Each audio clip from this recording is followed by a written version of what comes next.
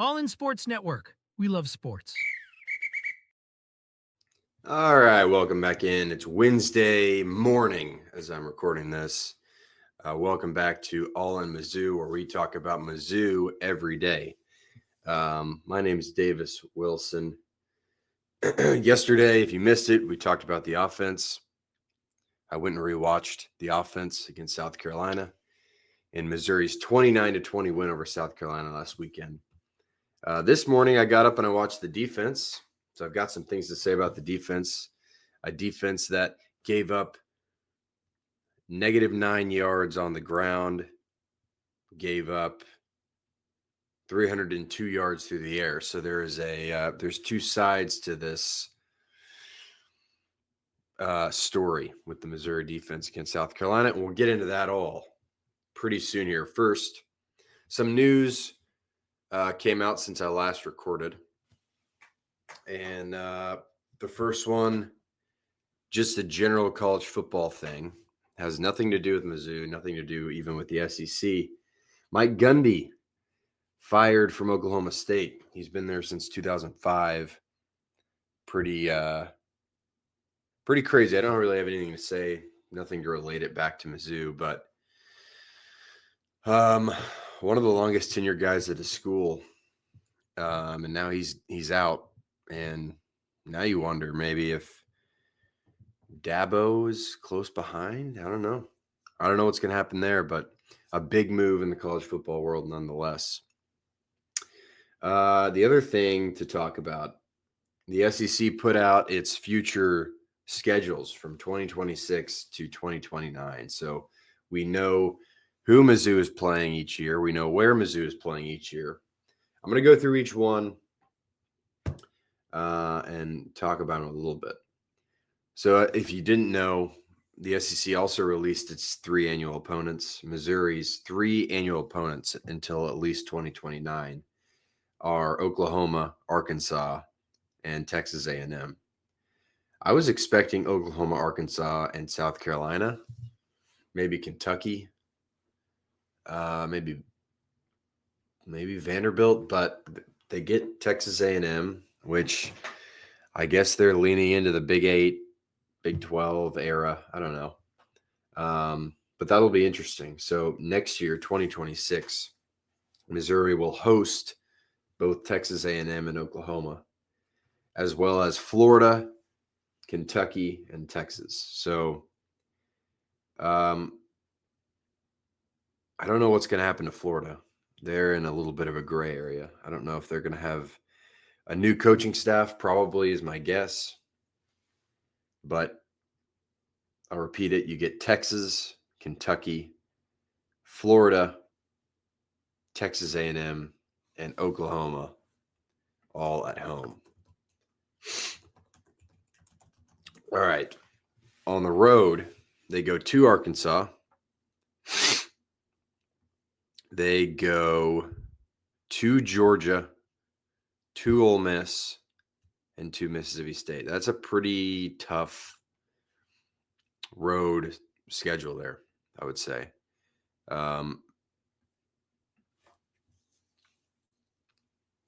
You got to go to Georgia and Ole Miss. Those are 2 tough ones. But you do get Texas at home. You get A&M at home. You get Oklahoma at home. You get Florida at home. So the opponents are going to be tough here, but really it's, not the worst it could be. Mississippi State looking like they're a better program. They're turning it around. So both games in Mississippi, Ole Miss and Mississippi State, could be tough. Overall, yeah, it should be an interesting schedule. I think it's tough for sure. You look at it now, you think Kentucky, you probably beat Mississippi State, you probably beat Arkansas. Who knows? You probably beat the rest of them are going to be very tough, all of them. So we'll see. And then the non-conference, of course, you have Arkansas Pine Bluff at home. You have Kansas at Kansas, and you have Troy at home. So the full home slate for 26, here it is. UAPB, Troy, Texas A&M, Oklahoma, Florida, Kentucky, Texas, and that's it. So that is 7 games at home and 5 games on the road. Okay, let's go to 2026 here. Now you have Texas A&M on the road, Oklahoma on the road. Oh man.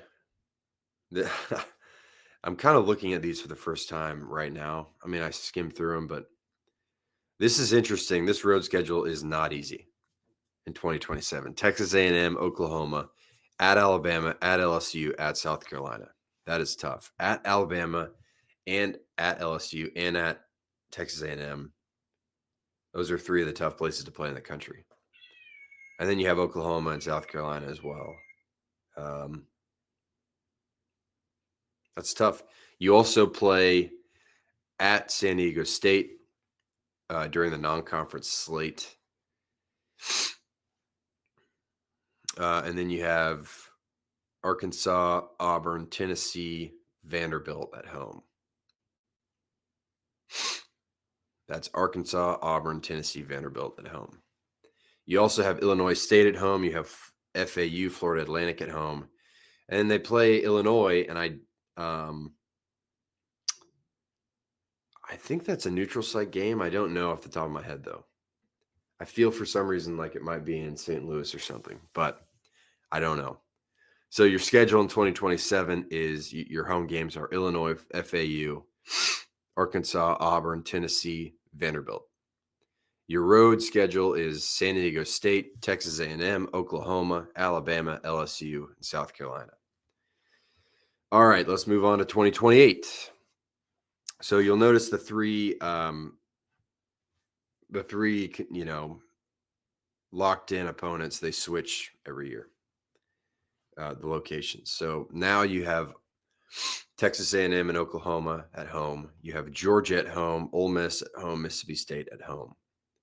You also have San Diego State at home. You have Southeast Missouri at home. And you have Northern Illinois at home. On the road, you go to Arkansas, you go to Florida, you go to Kentucky, and you go to Texas. Florida and Texas will be tough. Otherwise, I feel like this is semi-favorable, at least for the road slate. And I think this year they go to Illinois.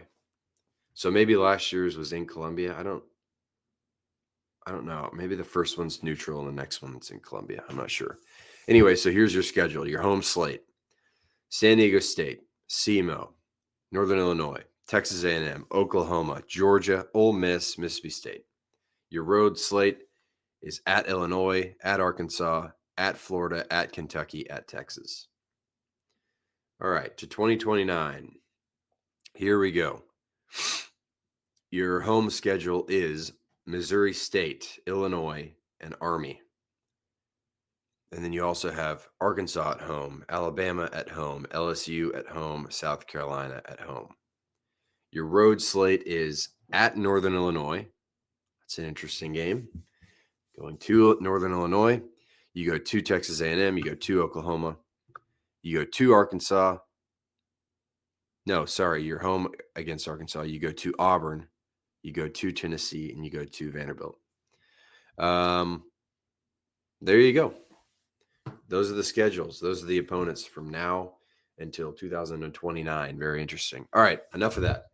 Let's get into the Missouri defense. Like I said, I rewatched it this morning. Missouri's run defense dominated. The defensive line dominated. The linebackers were really good. It's interesting now. You have like 4 linebackers that you're playing a lot. You have Nicholas Rodriguez now stepping into a much bigger role. You have Tristan Newsom.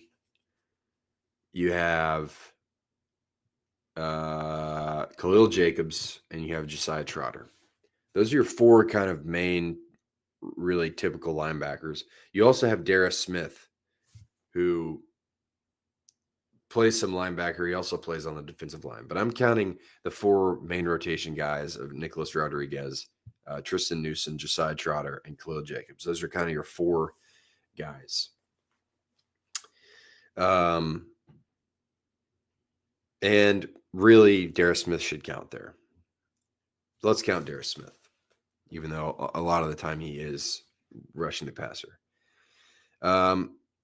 It's interesting. Tristan Newson, who is the most experienced guy in the linebacker room, played 14 snaps against South Carolina. Nicholas Rodriguez, the young guy, plays 17. So you might be seeing, roles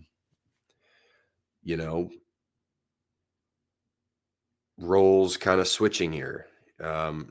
Nicholas Rodriguez seems to be, he had a really good game. We'll talk about him in a second.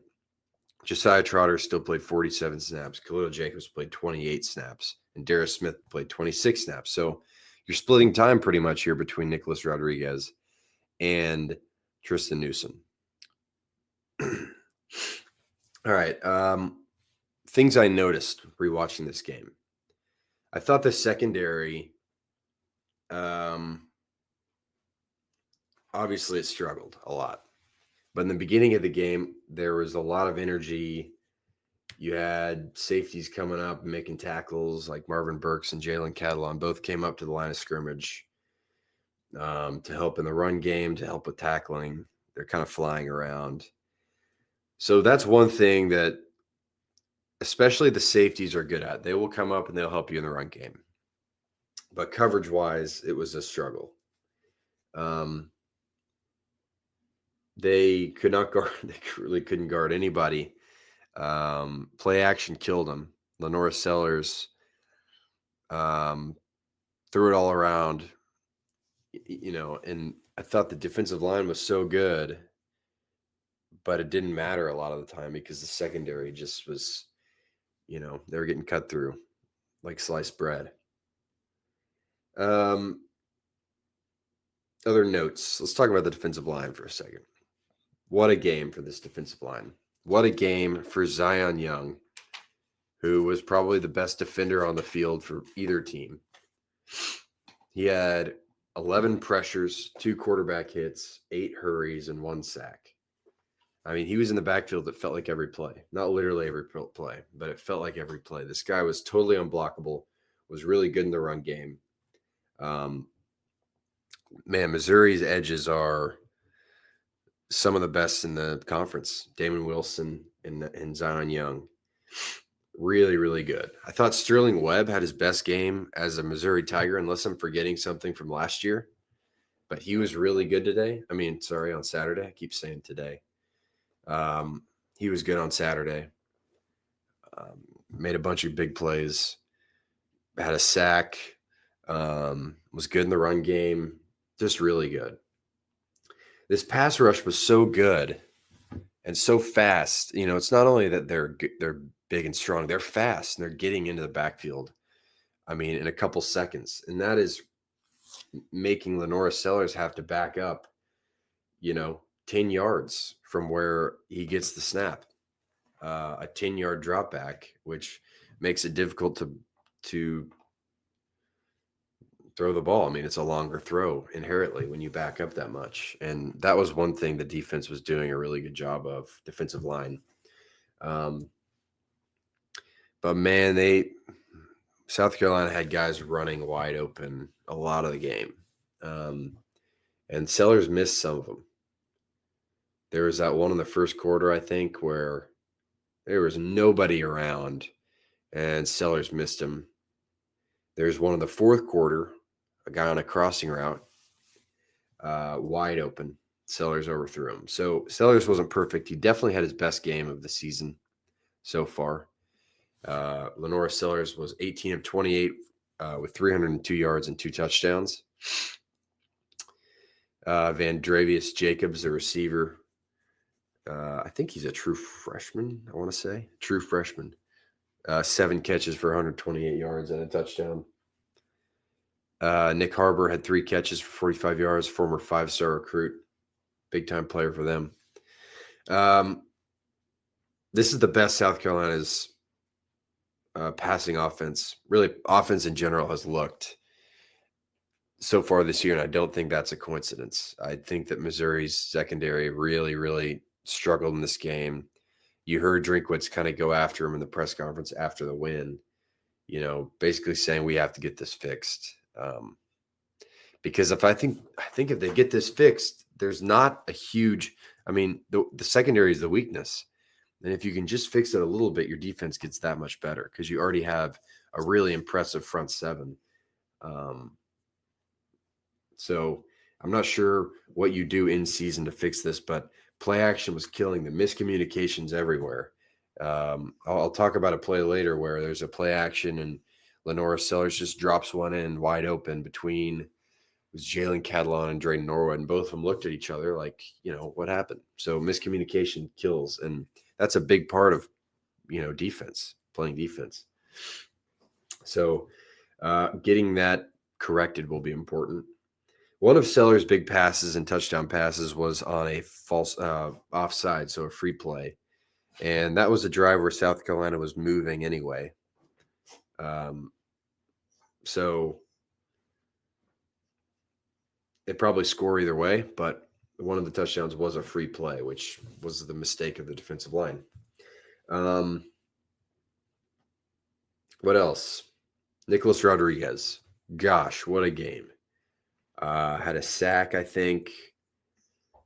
Had a interception, should have been an interception, fall right out of his hands.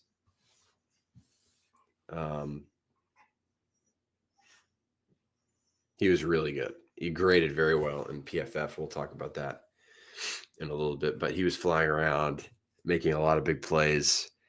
Like I said, his role is increasing every game. So, we'll see.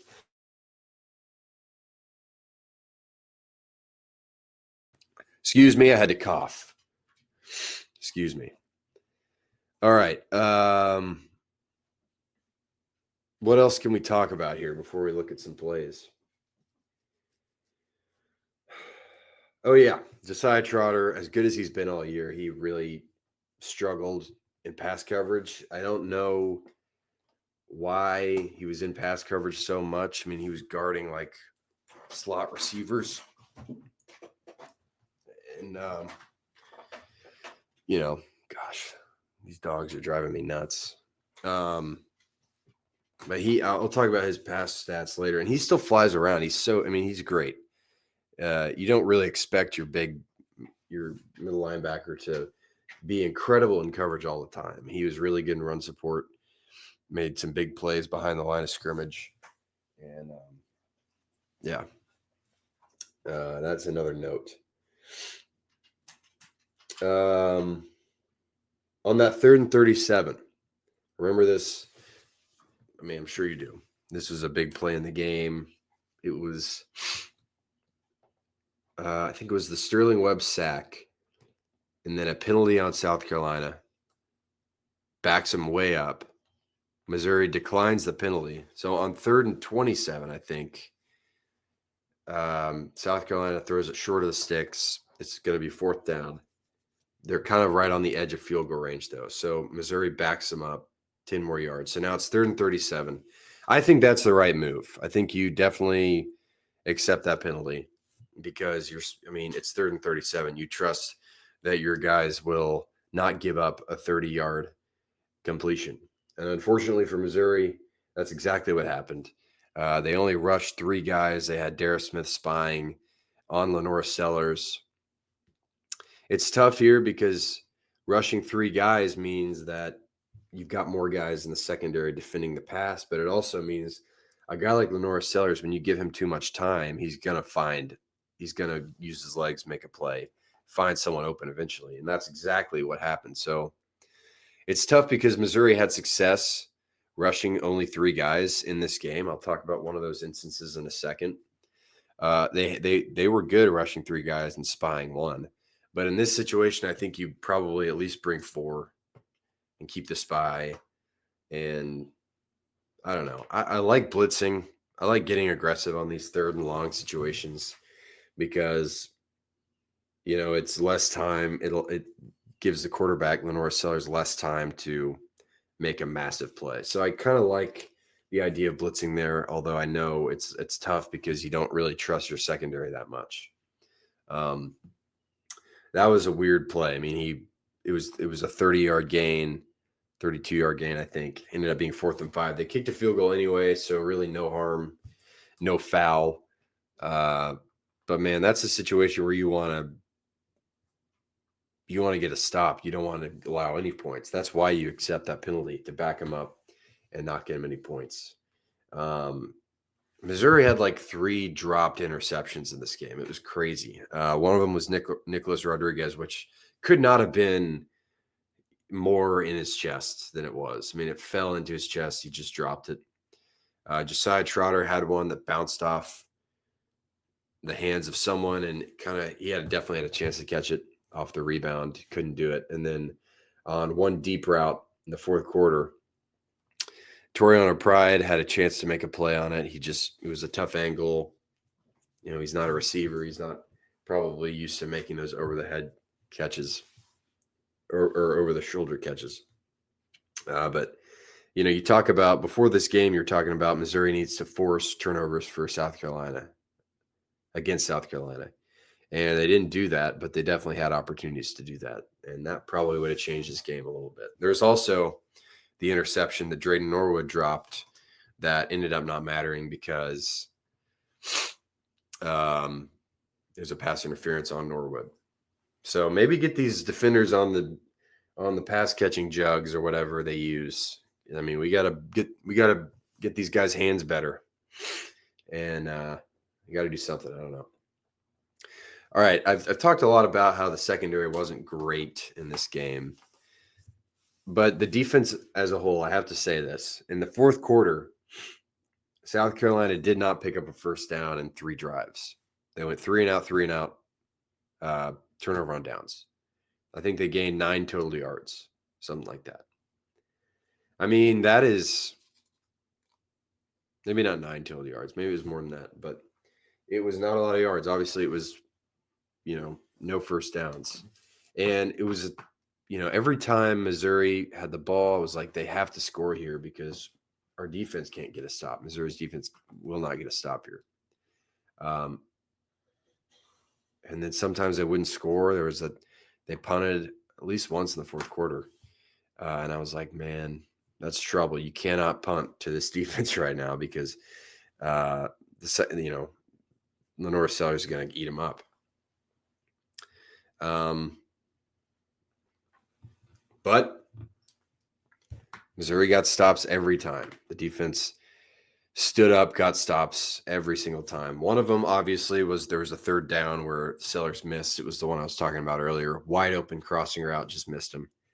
So not perfect by Missouri's defense, but and it was 9 total yards in the 4th quarter for South Carolina, which is crazy because the quarter before that, they had drives of 49 yards and 56 yards. Missouri did not allow a touchdown after the last touchdown South Carolina scored came with 2 minutes and 31 seconds left in the first half. They did not score another touchdown the rest of the way. That's pretty good. That's really good. For as much as you want to see the secondary be better, for as much as it wasn't a perfect game, they showed up when it mattered. They tightened up. And a lot of that had to do with the pass rush. We'll talk about one of these situations here in a second, but they tightened up, made big plays, and that's ultimately what matters. They showed up late and, was able to help clinch a Missouri Tiger win. I got like 3 plays to go over. I'm going to bring my whiteboard back out. Hopefully you guys like that from yesterday's episode. I'm getting ready to bring her out again. Show you a couple plays that caught my eye rewatching this thing. I'll talk about them. And then after that, I'll come back and I'll do some PFF grade breakdowns, Pro Football Focus grade breakdowns for the game. And then we'll get out of here and I'll let you enjoy the rest of your Wednesday. I'll be right back. All right, I'm back. I got my first play here. This play comes with about 4 minutes and 45 seconds left in the first half. Missouri is winning 9-7 at this point. It's 3rd and 13. Okay, so 3rd and long situation. What Missouri has here is they have 1, 2, 3 defensive linemen. You have Darius Smith. Sorry, not Darius Smith. You have Damon Wilson, Chris McClellan, Zion Young. You have 2 linebackers, Khalil Jacobs, Darius Smith. And then you have 6 defensive backs. You have Stephen Hall, Dalen Carnell, Marvin Burks, Trajan Greco, Toriano Pride, Drake Norwood. So that's a 3-2-6 or a dime defense, something you get in a passing situation because it gives you more defensive backs on the field. So they're in a dime. And what Missouri does here, so before the snap, this South Carolina receiver comes in motion. And you can tell it's man coverage because Toriano Pride goes with them. So you have man coverage here. You're rushing 3 guys. So this is a pretty conservative way to approach a 3rd and long. Like I said earlier, I mean, I think it's a good idea to bring pressure on 3rd and longs, especially against Lenora Sellers. That's not Lenora Sellers. That's his running back, especially against Lenora Sellers. Because this guy can beat you with his feet. He can beat you with his arm. If you give him less time to do that, it's going to be better. So I like bringing pressure here. Missouri didn't bring pressure. Here's what happens. So you have, obviously, these guys all go out for routes. You have this guy coming across. He comes up. This guy goes across. This guy goes across. Stephen Hall goes with him. It's man coverage. The tight end, this is a tight end right here. He kind of blocks a little bit and then goes.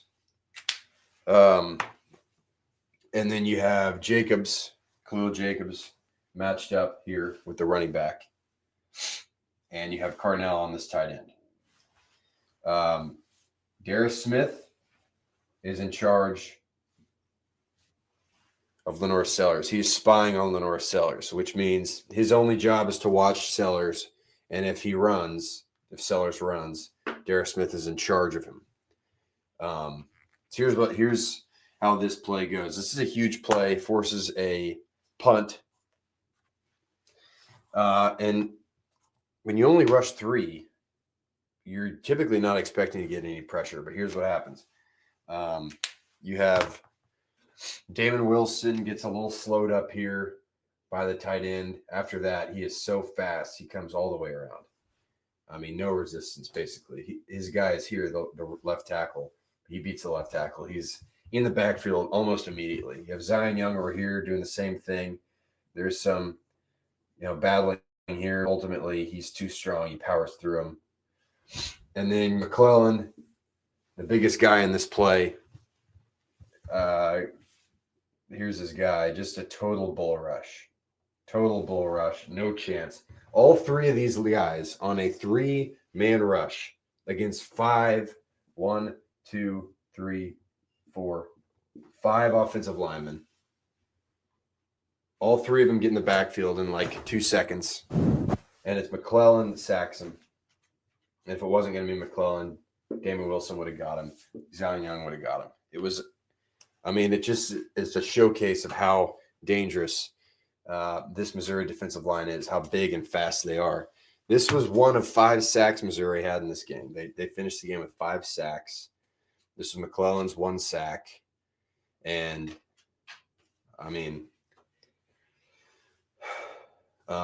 we'll see how they do the same thing. They do the same thing on that 3rd and 37 later, like I talked about. They have Darius Smith spying. They have these 3 guys pass rushing. And this time it doesn't work because you can't always expect your 3 defensive linemen to get home on a 3-man pass rush. But in this case, the defensive line dominated. It was a pretty surprising play. You don't see that too often, especially against an SEC caliber offensive line. That's the first play I liked, or I wanted to talk about. I'll be back in a second for the second play. Okay, here's our second play we're going to talk about. This was a South Carolina touchdown in the second quarter, the end of the first half. This puts them up 14-9 over Missouri. This is a big miscommunication here. It appears between Jalen Catalon and Drayden Norwood. A lot of what Missouri's struggling with on defense in the secondary is miscommunication. So what happens here, this is a play action, right? Like you have a fake handoff here. You have this guy coming across, makes it look like he's going to block. All these Missouri defenders, worried about what would be an inside zone type of handoff where the running back comes here.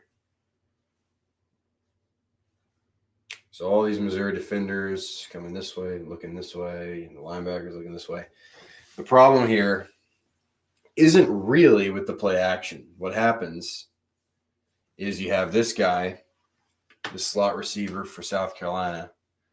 He's going to run what looks like an out route before getting up. Okay, and this guy is just going to run a little stop curl right there. This receiver kind of just takes up space in the middle. What happens here, they're playing a zone. Catalon is more concerned. He's playing high. He's supposed to be playing, up here, high safety. He's concerned with this route right here. I think he anticipates Drayden Norwood taking the over-the-top guy. But the problem is Norwood also anticipates Catalon taking the over-the-top guy, right? So, of course, when that happens, nobody takes the over-the-top guy. And Sellers rolls out a little bit and throws to a wide-open man. Both of these guys see it too late, come up. They're too late. Before it's even in the guy's hands, they both have their arms up looking at each other like, what happened? And it's just a miscommunication. In a zone, I like to really, Catalon, the high safety, should be playing this or at least helping with it. So I think communication is a big thing here for Missouri's defense, something we haven't seen them do well, especially on the back end. So this is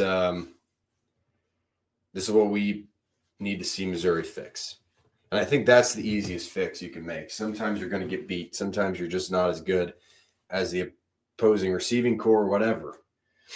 The quarterback will beat you sometimes, but we need to see Missouri's defense communicate a bit more. I think that's one way to make this secondary a little bit better in the short term. Okay. Last two plays I'm going to show you are going to happen right here. I was talking about at the beginning of this episode how Missouri's defense is kind of two sides of the same coin. You have a defensive line that's really good, and you have a secondary that is struggling a little bit in the pass game. Okay, and this two-play sequence here at the start of the fourth quarter is massive at this point. Huge. It looks like it's going to be huge for South Carolina, and this is the first play of the sequence here. You're in I formation, a heavy set, heavy package, two tight ends over here for South Carolina. You can see that. Your offensive line, you got one man out there, another wide out here. You can see it's 3rd and 2. Okay, so the heavy set package, you're probably expecting a run here, at least a play action, right? This is what happens. South Carolina comes, fakes the handoff here. It's a fake. Lenore Sellers comes out, rolls. So the play action, this is where Missouri also struggles. This is a struggle here. Catalon, again, he's the high safety. He buys this. He fully buys into this play action. Goes straight down. Not even close. He abandons the high position. And this leaves Stephen Hall out here on an island with Van Dravius. What's his name? Hold on. Van Dravius Jacobs, South Carolina's receiver. He's on an island here. And Jacobs, all he does is he runs a deep post. And Sellers hits him. And this play goes all the way down to the 2-yard line. At this point in the game, It's 14-12. South Carolina is winning. So a touchdown here. Sorry, this is 11-14 in the third quarter. I wrote this wrong. Start of the second half, pretty much. Beginning of it. South Carolina is up 14-12. If they score a touchdown here, all of a sudden it's a two-possession game, two-score game. And this play goes all the way down to the 2-yard line. And now Missouri's in trouble. All right, so the very next play, let's flip this puppy over. Let's see if we can do it here. Yeah. Here we go. Okay. First and goal at the 2-yard line. They're in the same looking thing. They got a tight end here, heavy packaging, tight end here, two tight ends, I formation. I formation means quarterback is under center, and he's got a back straight behind him. Basically what they do here, the same thing. Play action. Sellers keeps it. Okay, so what happens now is you got this tight end. Since it's a pass, he's going to pretend to block for a little bit, then he's going to go. You got this right tackle coming to get McClellan. This guy here. Boom. Boom. This guy goes out. All right. So if you see, the right tackle gets McClellan. The tight end gets nobody. And that leaves Zion Young, a guy we talked about a lot today, unblocked. So what he's going to do, he's going to come down. Now, he's not really unblocked. What you're doing is the running back that you just had a play action with is supposed to come up the free rushing Zion Young. That is a difficult ask for any running back to get this guy. Zion Young plays this thing perfectly. I mean, evades the block immediately. And all of a sudden, he's immediately in the backfield. You also have Josiah Trotter coming in. You got Newsom playing out here. Immediately, Sellers is under pressure. He has no choice but to drop back. That's what I'm talking about. Missouri's defensive line is so fast and strong, they make him drop back so much. And he's looking for spots to throw. He's trying to find somewhere to get rid of the ball. Ends up getting sacked here by Zion Young. A loss of 13 yards. So you go from first and goal at the 2 to second and goal from the 15. And Missouri is able to stand tall here, force a field goal, makes it 17-12. Still a one-score game. Very, very important here. But this is what I'm talking about, man. The defensive line made a lot of big plays and kind of in a lot of ways saved the secondary's butt a little bit. But that is your two-play sequence. That's all I have for the board today. Let's say thank you to the whiteboard. Another good episode with our whiteboard. And now let's talk PFF grades real fast. Hold on. There we go. All right, let's talk PFF grades. Dang. All right. Pro Football Focus's defensive grades for Missouri versus South Carolina. The highest graded defender. Wait a minute. Oh, this changed since I just wrote this down a few minutes ago. The highest graded defender for Missouri in this game is Nicholas Rodriguez. He played some last year. I'm trying to figure out if he burned his red shirt. He's a sophomore. Okay. Nicholas Rodriguez, the sophomore. Let me adjust this. There we go. He was the highest graded Missouri defender, 84.9 defensive grade. He had a sack. He had 2 tackles. Like I said, played 17 snaps. Yeah, there you go. Second highest graded defender. Another guy I thought stood out on tape. Sterling Webb, defensive tackle, 82.5 grade. Third, we just got done talking about him, Zion Young, a monster game. 11 pressures, 2 quarterback hits, 8 quarterback hurries, a sack, and a bunch of tackles to go along with it. He's third with 80.2. Tristan Newsome is fourth with 71.5. He had 2 tackles, and Marvin Burks, 71.1, the safety. All right, your pass rush grades. Let's get into pass rush. The highest graded pass rusher, again, Nicholas Rodriguez. He had a sack. Should have had an interception, too. His pass rush grade was 80.7. Yeah, man, this – hold on. 80.7, yeah. Zion Young had a pass rush grade of 81.6.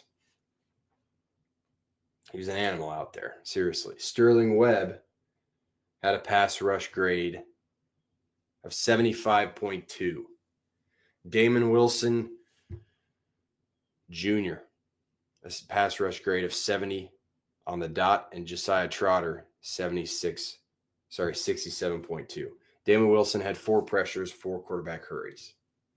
Lastly, we have our coverage grades. Coverage was rough here, but Marvin Burks is your guy. 72.6 coverage grade. Targeted 0 times, 0 receptions allowed. Had 35 snaps, 34 coverage snaps.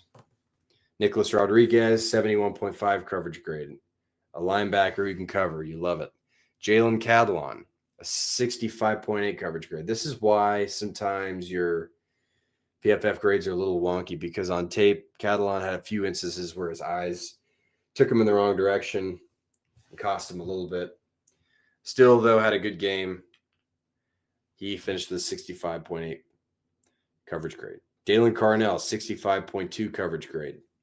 And Tristan Newsome, 62.7 coverage grade. Dalen Carnell played the most snaps among any defender. He played 50 snaps. Stephen Hall played 49 snaps. Josiah Trotter played 47. Marvin Burks played 47. Damon Wilson played 46. So there you go. Just one more time, we'll go over the stats for this game, and then I'll get you out of here. Josiah Trotter finished with 11 total tackles, 1 tackle for loss. Nicholas Rodriguez, a sack, 2 passes defended, 5 tackles. Khalil Jacobs, tackle for loss and a half, a sack. Zion Young, 2 tackles for loss, 1 sack. Sterling Webb, a sack. Chris McClellan, half a sack. Damon Wilson, half a sack. So I guess on that first play I showed where they rushed 3 guys, I guess they gave half of a sack to Damon Wilson as well as Chris McClellan. There you go. Missouri finished with 8 tackles for loss as a team, 3 passes defended, 5 sacks. And again, they allowed -9 rushing yards. You do not see that very much at all. 302 passing yards allowed, 293 total yards. Missouri one time possession by over 10 minutes. A pretty good game for Missouri here, 29-20. All right, enough about South Carolina. Next, what we're going to be doing is looking ahead to UMass, a game that Missouri should win with no problem at all. Missouri is a 43.5-point favorite. I'll either preview them tomorrow, this game tomorrow, or Friday. You'll have to come back to find out. I'm not going to spoil it. Thank you for joining me, though. Missouri beat South Carolina 29-20. They moved to 4-0. Number 20 in the AP poll. Not too bad. That's all I have today for All In Mizzou, Mizzou Every Day. My name's Davis Wilson. Thanks to Rogue Media. Thanks for you for joining me. If you'd like to, here's your graphic. Like and subscribe. It'd mean a lot to me. Have a good day. All in Sports Network. We love sports.